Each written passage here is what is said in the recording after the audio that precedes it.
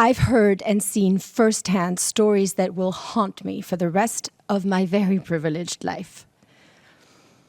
We really, really should not speak about living conditions there, because none of them have living conditions.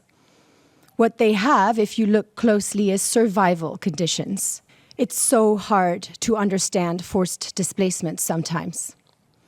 But imagine one evening receiving an evacuation order.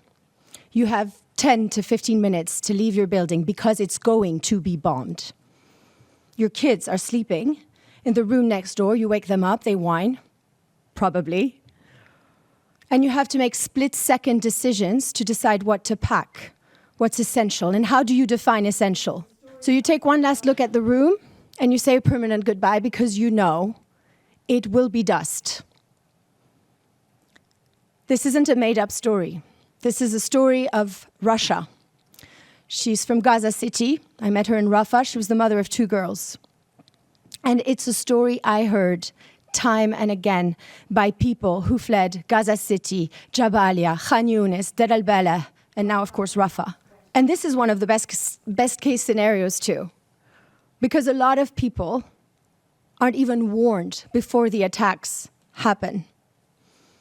It was the case in a neighborhood called Nusayrat over 2 weeks ago, where hundreds of people were killed and injured during a special operation to release hostages.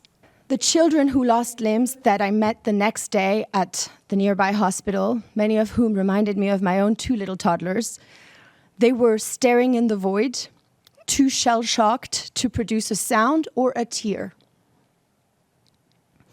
For those who survived the bombing of their neighborhood by running away on time, it's only the beginning of the nightmare.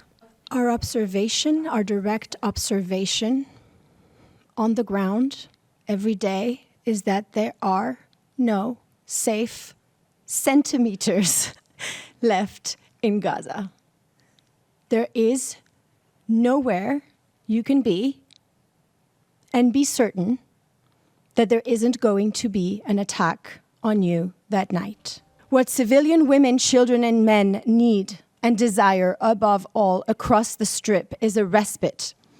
They need decision makers to finally make a decisive gesture to put an end to the relentless way in which they are being knocked down after every attempt to get back up. And they need the support of the rest of the world to do that.